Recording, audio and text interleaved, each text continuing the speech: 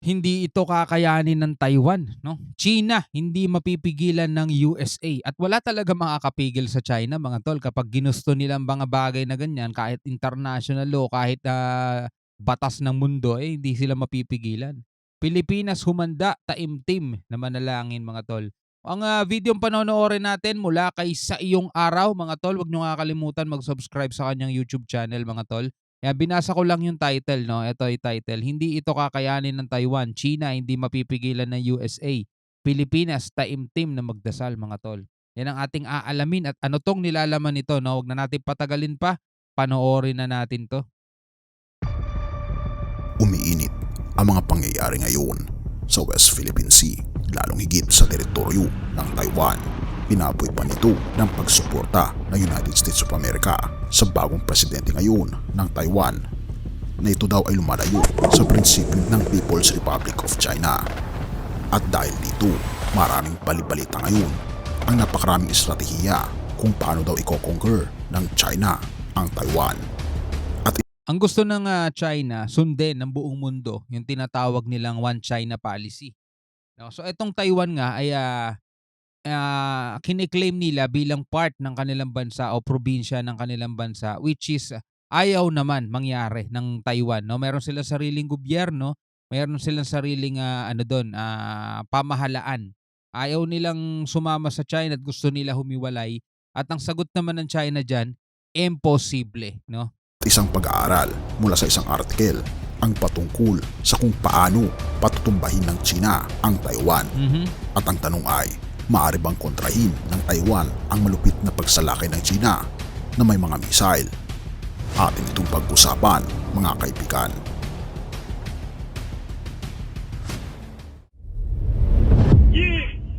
Ang PRC ay naglabas ng hanggang 2,000 na ballistic missiles kasama ang DF-11 at DF-15 ayon kay Chris Osborne, presidente ng Center for Military Modernization. Sa mga palaro ng digmaan, madalas na isinasalaysay ang mga senaryo ng biglang pag-atake kung saan agad na inaangkin ng China ang Taiwan. Dito mahilig ang China 'no, sa mga war games. Diyan sila mahilig 'no. Kaya diyan, sabak na sabak yung kanilang mga sundalo mga tol. Diyan sila talagang palong-palo kung tawagin 'no. Unlike sa ibang bansa like for example sa US, sa aktuwal na bakbakan talaga dun sila batak, dun sila sabak, dun sila subok na subok. Etong China hindi, sa shows lang 'to saka sa ano, sa mga war games, exercises, mga ganyan. Bago makapag-intervene ang posibleng mga tagapagtanggol sa pamamagitan ng paglulunsad ng isang serye ng mabilisang atake gamit ang ballistic missile. Ang mga atake na ito ay layuning lampasan ang air defenses ng Taiwan, puminsala sa kritikal na infrastruktura, gawin din sa command and control systems, maging ang armas at land defenses. Ang Taiwan ay nasa loob lamang ng 100 milya mula sa mainland ng China, kahit ang mga ballistic missiles na maikli, medium at long range ay hindi kailangang maglakbay ng malayo. At ang People's Liberation Army ay kilala sa mabilis na lumalaking arsenal. Ayon sa isang interesanteng research paper mula sa Tufts University Fletcher of Law and Diplomacy, totoo nga na ang PRC ay naglalabas ng hanggang 2,000 na ballistic missiles kasama ang DF-11 at DF-15. Ang isang serye ng pagsalakay gamit ang ballistic missiles ng PRC ay dinisenyo upang gawing walang laban ang Taiwan na magtanggol laban sa isang air amphibious assault para sakupin ang isla. Ang ganitong senaryo inilarawan sa taunang ulat ng Pentagon tungkol sa China bilang fait accompli. Kahit ang pinakamahusay na air defenses at alam na mayroon ang Taiwan ay hindi sapat na handa upang pigilan ang isang malupit na pagsalakay dahil sa sobrang dami nito, dahil maaring kulangin sa precision interceptors upang subaybayan at patumbahin ang isang serye ng daang missile. Ang pagtatanggol laban sa ganitong senaryo ay malamang na pangunahing dahilan kung bakit kilala ang Taiwan sa pagpapatakbo ng ilan sa mga pinakamodernong network ng air defense systems na kailanman ay itatag. Ang Taiwan ay maaaring magkaroon ng pinakamatibay at masalimuot na air at missile defense network sa buong mundo. Kasama dito, hindi lamang ang Patriot missile system na binili mula sa Estados Unidos, kundi pati na rin ang maraming sistema ng anti-air missile na gawang Taiwan at malawakang pondo sa early warning radars at iba pang defensive measures ayon ito sa research paper ng Fletcher School. May isa pang dahilan kung bakit mahalaga ang pagtatanggol laban sa darating na serye ng ballistic missiles na alinmang engagement sa China, at ito ay may kinalaman sa air power. Isang interesanting war game na isinagawa noong nakaraang taon ng RAND Corporation. Natagpuan nga na ang isang abanting air power ng US at ng mga kalyado ay maaaring mawala o malubhang masira sa pamagitan ng isang mapanirang pagsalakay ng ballistic missiles na idinisenyong sirain ang mga 5th generation na aircraft sa lupa bago ito lumipad. Ang eksaktong senaryo na ito ay sinasaalang-alang sa war game na isinagawa ng RAND Corporation, at tiyak nga ang mga unang findings ay nagsasaad sa panahon ng isang Chinese attack sa Pacific na wala ng United States ang higit sa 100 5th generation fighter aircraft. Karamihan sa kanila ay nasa lupa dahil sa mga missile strikes. Ang mga findings na ito gaya ng ipinaliwanag sa isang essay ng RAND hinggil sa war game ni Iber Barakhtari at Jim Mitre, Vice President at Director ng Global Emergent Risk, ay nagbigay din ng mga pangunahing puntos kung saan maaaring gawin ang mga pag-aayos upang bawasan ang pinsala. Ang pag-aaral sa war game na napakakomplikado ay nakakita ng malawak na hanay ng mga taktika at pamaraan na disenyo upang lubos na bawasan ang ganitong klaseng mga pagkawala. Sa kabuuang 17 na inirekomendang solusyon, ang pinaka-epektibo ay kinilala bilang dominasyon sa impormasyon. Ang mga solusyon na sinusubok at napapatunay na epektibo ay kasama sa pagpapatupad ng cloud technology, pagsasaayos ng mga decoy, smart sea mines, multi-domain maneuver, at pagsasama ng multiple network sa isang solong device. Lahat ng mga techniques na ito ay naka-align sa pamagitan ng pagtatatag ng isang malaking prioridad: dominasyon sa networking at impormasyon. Ayon sa essay ni RAND, ang 17 na solusyon ay sa iba't ibang bagay pangunahing nakatuon sa pagbibigay ng isang informative advantage sa Defense Department at sa mga kalyadong puwersa laban sa China.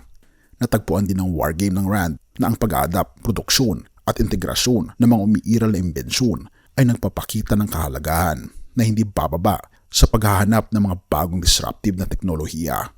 Bagamat ang mga bagong pag-aaral ay laging mahalaga sa hinaharap, ang epektibong operasyon ng militar ng United States sa malapit na panahon ay mabuti sanang mapagsilbihan ng mga pagsisikap na operasyonalisahin ang umiiral ng matagumpay na imbensyon ayon sa natuklasan ng pag-aaral. Ang essay ng RAND ay nagsasaad ang Defense Department mayroon itong innovation adaptation problem, hindi innovation problem. Ngunit ang landas tungo sa pagtanggap ay mas madali kapag gumagamit ng mga itinatag na teknolohiya kaysa sa mga nasa yugto ng pagsilang. Kaibigan, maraming mga posibilidad ang pwedeng mangyari at pwedeng umiral sa pagsalakay ng China sa Taiwan, at ito ay pinangangambahan na mangyari ng buong mundo. Ngunit wala tayong ibang kakapitan, mga kaibigan, kundi sa ating Panginoong Diyos lamang. Alam mo, maraming nagsasabi, no, na hindi aatakihin ng China itong Taiwan kasi nga kinikilala nilang bayan din nila yan eh. Lugar nila yan eh, di ba? At mga mamamayan din daw nila yan. So anong pang gagawin nila sa isla kung wasak-wasak na? Well, hindi naman kailangan wasakin ang buong isla para mapasuko nila yan, mga tol. Mayroong pamamaraan talaga yan kapag ang tama ang ginawa nilang pag-target, no? Mapapasuko nila yan. Pero yun nga, no, dahil andiyan diyan ang tulong ng ibang bansa tulad ng United States, mga kapatid, ay hindi maiiwasan talaga malaki magiging pinsala nito sa Taiwan, mga tol, kapag nangyari 'yan, 'no? At marami talagang mga bagay ang kailangan munang ikonsidera ng China bago nila gawin 'yang pag-atake na 'yan, 'no? Kasi hindi lang naman talaga Taiwan as in ang makakalaban nila diyan kundi US din. Dahil nga ang US ay kakampi nila. Siyempre mga tol, damay-damay na lahat ng mga na malapit 'no, dito sa Taiwan, mga tol. At ang ikinakatakot siyempre ng bawat isa is madamay din pati Pilipinas, 'no, dahil nga andirito yung ibang mga base ng US at baka isa rin daw tayo sa mga maatake ng China, which is dapat hindi, 'di ba? Hindi dapat. Pero yun nga 'no, kaya sana talaga 'wag na umabot sa gano'ng mga pangyayari. Pero nakakabilib lang din dito sa Taiwan, apakatapang nila, 'no? Balewala sa kanila yung mga puwersa at lakas na pinapakita ng China kahit na madalas silang pinapaliparan, 'di ba, sa airspace nila. Madalas silang pinaparadahan ng mga warship, mga submarine, 'di ba, ng China. Eh talagang ano sila, palag sila, 'no? Ayaw namin maging bahagi ninyo Huwag niyo kaming pilitin, 'di ba? Ayaw namin maging bahagi ng komunistang bansa ninyo. Gusto namin maging, independence at demokrasyang bansa, mga tol. 'Yun ang sigaw 'no, ng Taiwan. Pero eto nga, alam naman natin talaga na sobrang lakas at makapangyarihan na din naman talaga ang China at, sabi nga nila na ang gustong independence daw ng Taiwan ay imposible, imposibleng mangyari. Yun nga lang hindi natin alam kung sa paanong paraan nila makukuha etong, Taiwan mga tol, kung sa marahas o sa hindi marahas. Ano sa tingin ninyo? Comment kayo sa baba. Maraming maraming salamat mga kapatid sa inyong panonood. Hanggang sa muli, ako nga pala si Shobal D. Peace out.